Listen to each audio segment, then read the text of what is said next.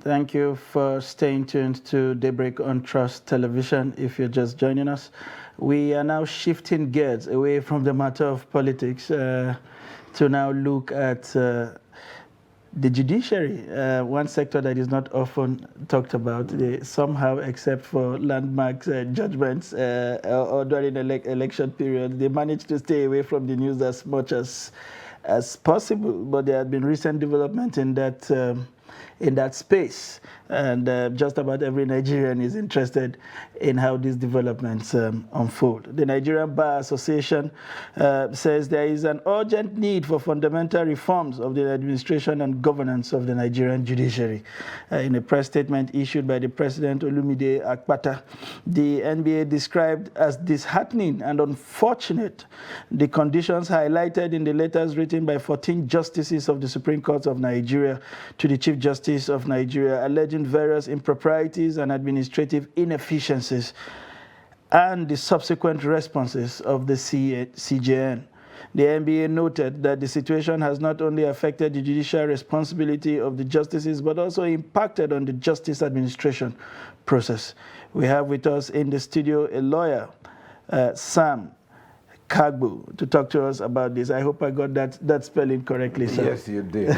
You're welcome, and thanks for taking our time to be with us in the studio. Thank you for having me. Thank you. Most of us from the outside Yes. are just wondering, they've been wondering, in the last couple of days about what exactly is happening to that sacred altar where we usually do not hear from. We don't hear rancors except where an attack, is thrown from the outside. Now it appears the judiciary is imploding from within. What has led us to this stage? If you will just chronicle the situation for our viewers at home. Well, let me start by saying that with my age at the bar, I'm over 30 years. That's right. I should be responsible and be tentative in whatever I say, because I shouldn't be seen to be part of the problem. It's a very delicate and dicey situation that we should all manage and not in any way try to exacerbate it. And what I'm saying in essence is that it may not be right for us to start taking sides for now, because I would use the political statement. It's still an internal affair. Yes, the letter leaked, and there was a response that in itself did not do or answer to the issues.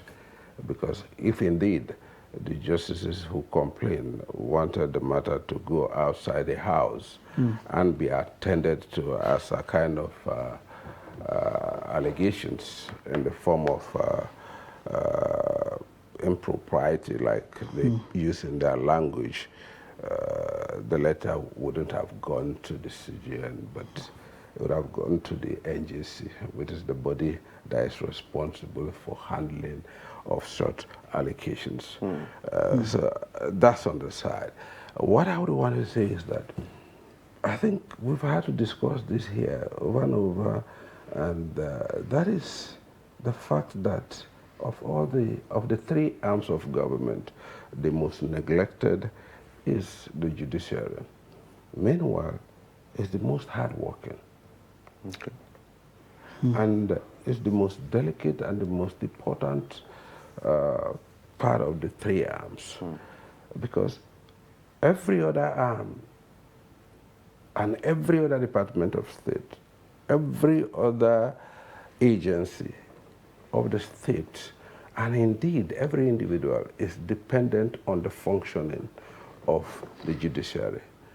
And the Western world, they go to sleep with what I would call the automated system of their social life, because the judiciary is functional and is well attended to.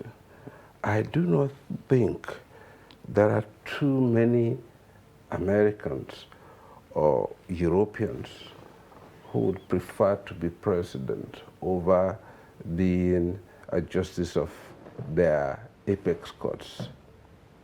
When any matter goes to the apex court. Let me use America because we borrow their system. The whole of America wait in bated breath because they know the importance of it, you know, and that is why they are well taken care of. And that is why they give them the discretion to live on the bench as long as they feel fit to carry on the job until they now say, oh, I'm tired, I want to retire. Because it's a sacred office, it's important, and it is the engine and heart and soul of everything that you call humanity. There is no dispute, there is no progress, there is no endeavor that is not rooted to what they do. But what do we do here? We neglect them. Like they are saying, they operate in sweatshops. You can't imagine what it takes to write a judgment. You see me, I'm looking almost drudgy because what? Up to 4 o'clock this morning, I was writing a brief. But for me, it's not a daily job. But for them, that is a daily job.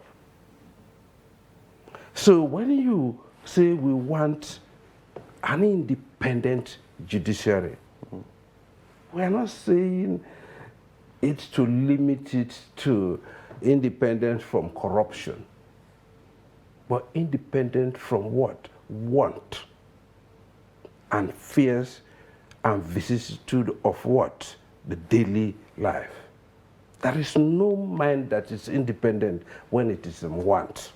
But the problem is, a lot of people actually believe that if the judiciary is attached to the teat of the executive, from where it gets the gets its want taken care of, then it will not truly be independent. Definitely, that's the point. You're even putting it better than perhaps I was being a little bit more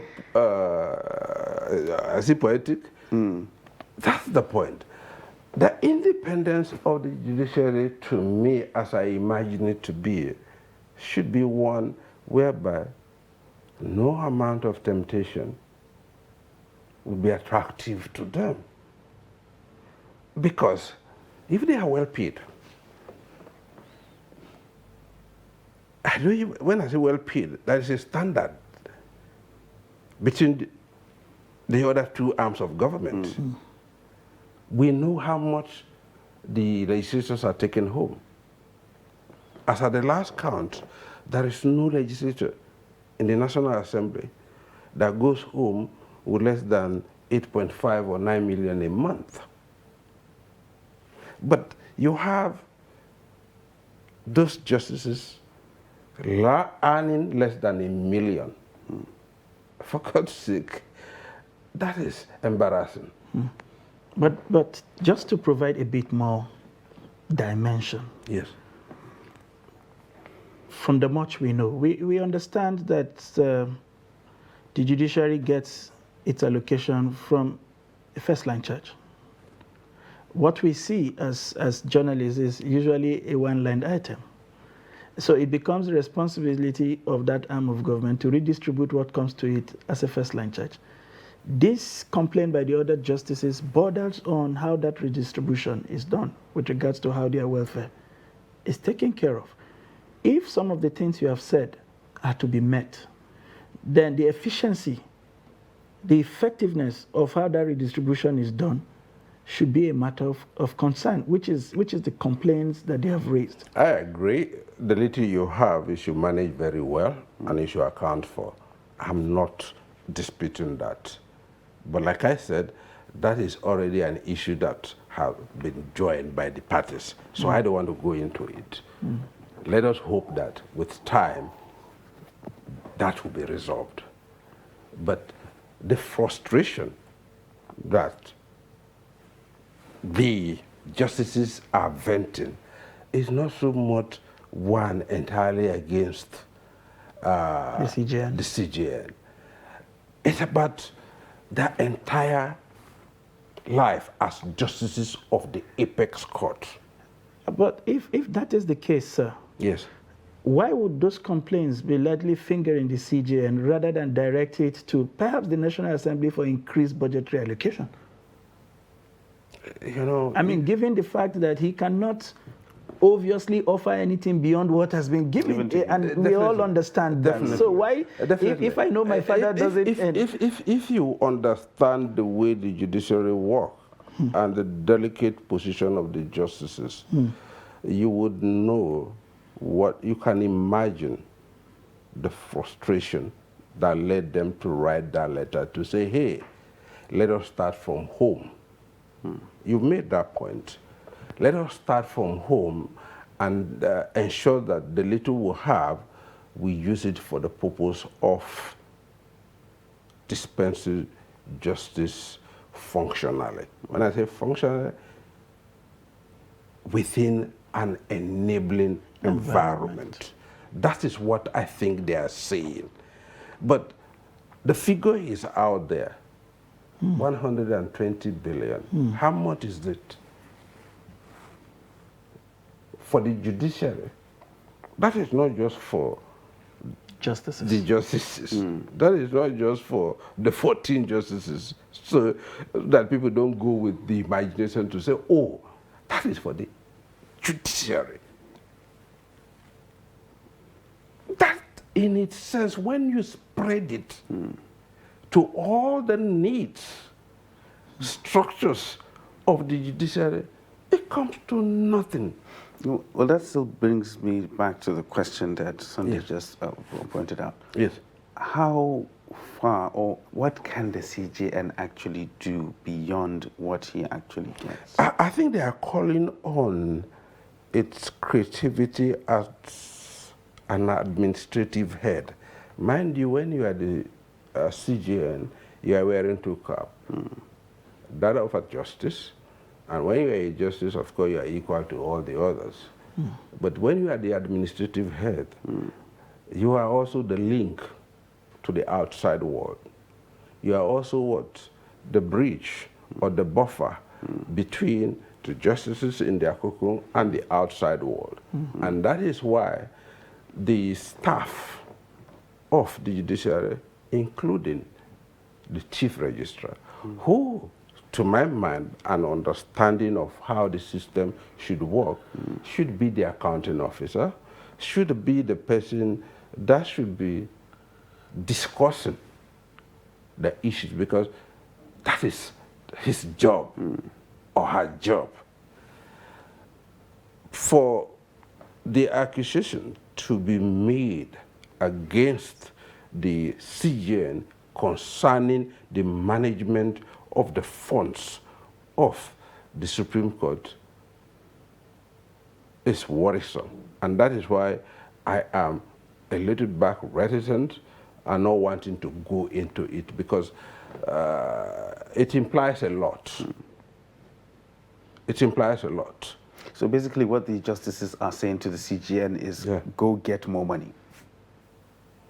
Go get more money and let the system work the way it should work. That is, you can't imagine what it is for one judgment. For one judgment, sometimes you have to read over 1,000 pages. Read through that, get an essence of it, know what the facts are, know what the arguments are, know what the issues are, before you now go to the books to get what the direction as the principle that will resolve that. This is for ladies and gentlemen who are all over 60. You get a point. And they go home, they say they don't have generators. They go home. No internet. They don't have internet. And they don't have the opportunity to what? Accede to modern development that would make the job easier for them. The more you expose to modern technology, the more you expose to modern reasoning, the better for you in handling disputes before you. So, sir, this is what they are saying. They are saying, let us have the minimum standard or the minimum comfort that will make us do the job. And if you ask me, that shouldn't be an issue for today's Nigeria. Counsel, if I understand you correctly, Please. it does appear Yes. that as citizens, Yes. we don't seem to understand or appreciate how much of challenges that sector faces, the judiciary. That's what I'm saying. That's on the one hand. But do you also agree with me Yes. that this is also occasioned on what appears to be an ambiguous reporting system also from the judiciary, as we have seen from the National Assembly? We don't seem to understand how the little that goes to that sector is spent, to appreciate the need to provide more. We have said that, I mean, you would agree with me that the National Assembly had come up for serious battering over how whatever they get is spent. Because if you like, it may be from lack of understanding of how it is spent. Because we see the budget of the executive. Everything is broken down to cost of paper, cost of newspaper, cost of toilet papers. Whether or not they are provided in the final analysis is a different argument. Why is it difficult for us to see the budget of the judiciary in that light and then begin to appreciate that whatever we are giving to this sector is inadequate? I think now that they've raised the point, you will look into it. Don't give me the impression that theirs was not part of the budgetary system. It's part of it. But how many of us have the patience and time to put out ourselves to look into sectoral or micro aspect of the national budget? We always look at those areas that are of concern to us. Don't concern ourselves with those ones. If we indeed were attentive, we would have been able to see the early warning sign to say that how much of this, how does this relate to the entire workings of the judiciary in the country?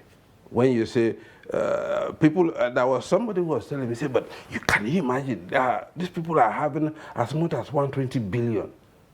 And I was saying, do you know what that one means for the entire judiciary of the country? How much is it at the end of the day? But take a look at, in comparison, the budget that is being handled for the management of only the National Assembly, which is a one complex institution. Compare the two. You will see what I'm saying. But like I have said, the opportunity is here. Even for us as lawyers, I would think that it is not just for us to start pontificating, because that's an easy job to do. It is not just for us to do this moral signaling or whatever it is. This is the time for us to say, for the survival of the judiciary,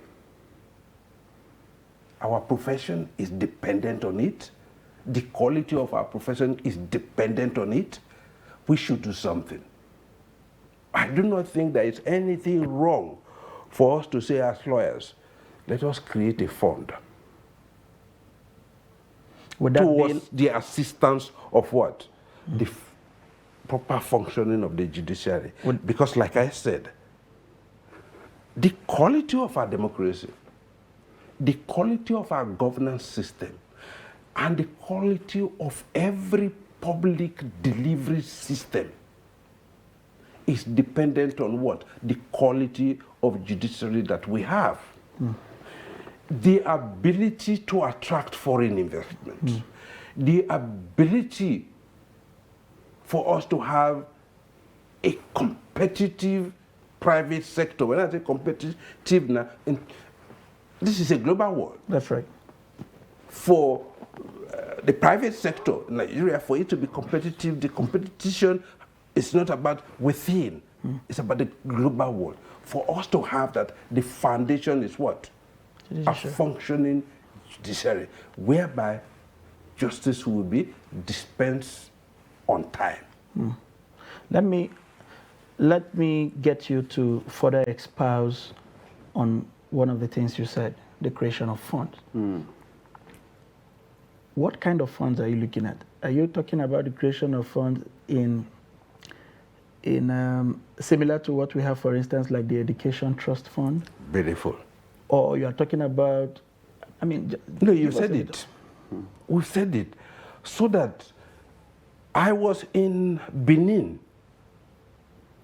It rained. I couldn't get into the premises of the Court of Appeal, the one at Bubaslu. Yes. I'm not lying. I went back into the car, I wept. I said, this shouldn't be in today's Nigeria.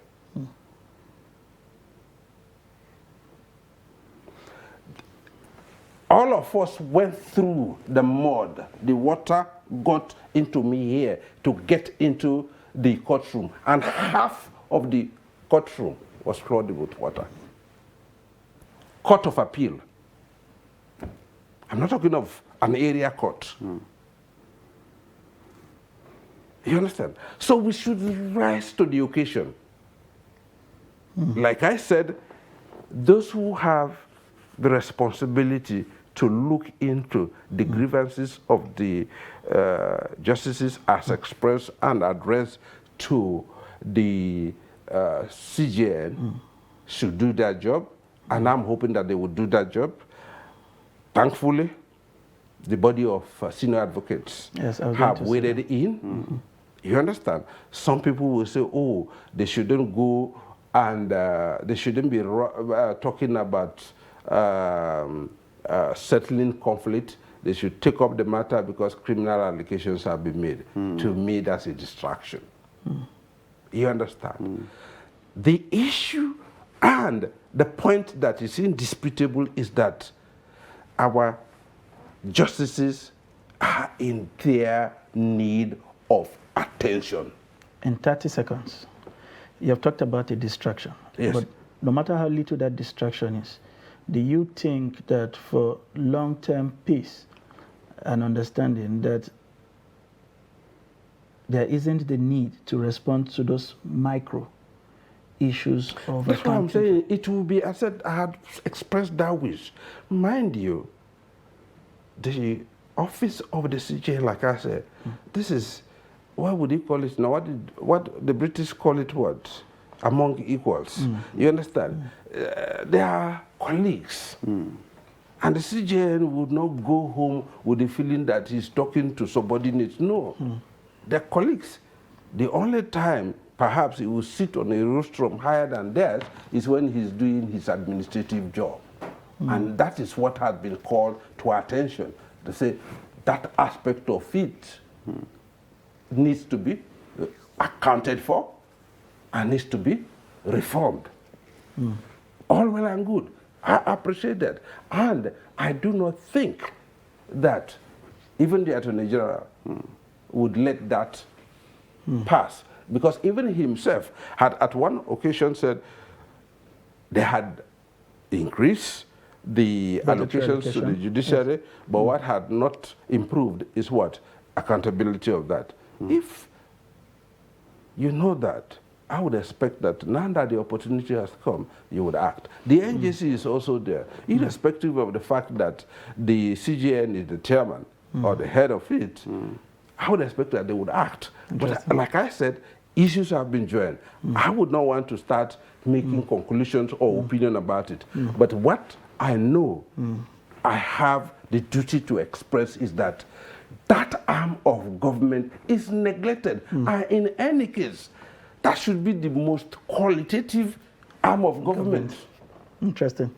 Interesting perspectives there coming from senior lawyer and a friend of the house, Kagbo. I don't know if I'm pronouncing it correctly. Kagbo, yeah. I'm sure I am forgiven by the senior counsel in the house for those wrong pronouncements. But he has offered us various perspectives as to how to approach this issue, and he has emphasized restraints as much as possible to allow the system self-rightening process, to take control and fix the judiciary in such a manner that would allow you to continue to dispense justice in the quickest time possible. We would have the opportunity to talk to you again sometimes when time allows in the future, and we hope that you would grant us audience when we call. It's been a pleasure having you follow us on the program from 7 a.m. to this point. We hope to see you again tomorrow, same time, where we would serve you fresh developments on our national polity. I am Sunday Michael Ogo. Thank you very much for staying with us. I am Ibrahim Yusuf. Let's do it again tomorrow.